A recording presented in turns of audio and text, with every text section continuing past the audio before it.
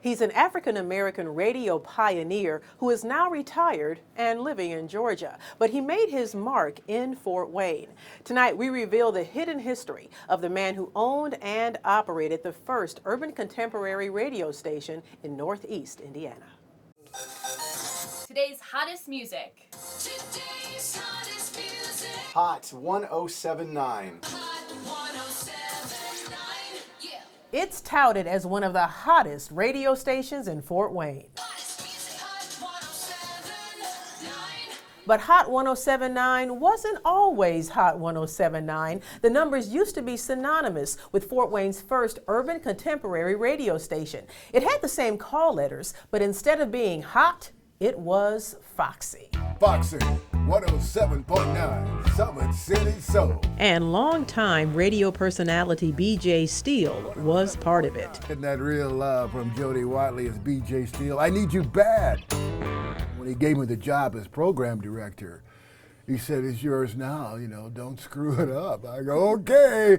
And he let us know that it was going to be done this way. It's Louie's way. Or no way. Steele is referring to the man who started WJFX FOXY 107.9 from the ground up, Louis Dinwiddie.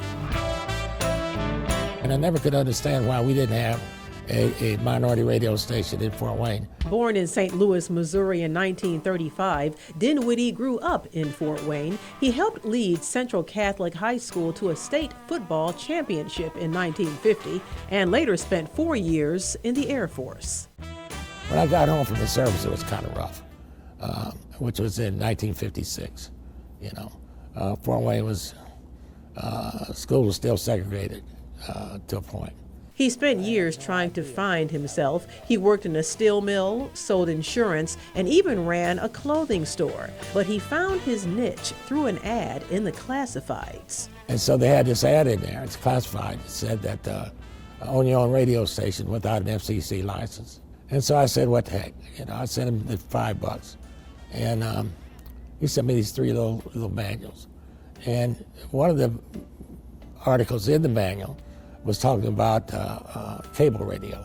And I went out to the cable company and convinced the owner of the cable company that I was an expert on cable radio.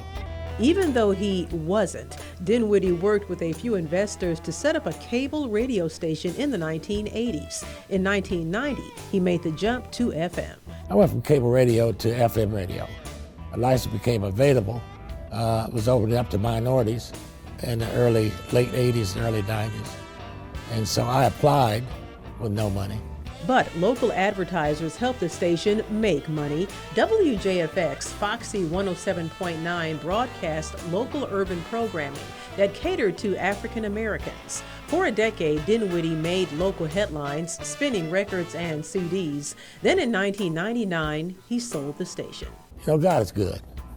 He found a way for me to make it work. WJFX 107.9. Kept it there for 10 years. Dinwiddie is long retired now, living in Georgia. In fact, he did this interview at WJBF, Wayne 15's sister station in Augusta.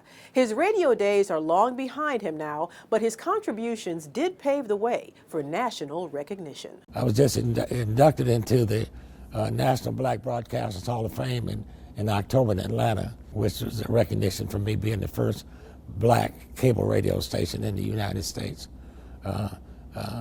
I'm proud of that. Dinwiddie is also on the History Makers website. The station he started is now Top 40 and owned by Adams Radio Group, which operates 7 stations in Fort Wayne, one of which is R&B. And I truly hope that I have helped somebody, along the way.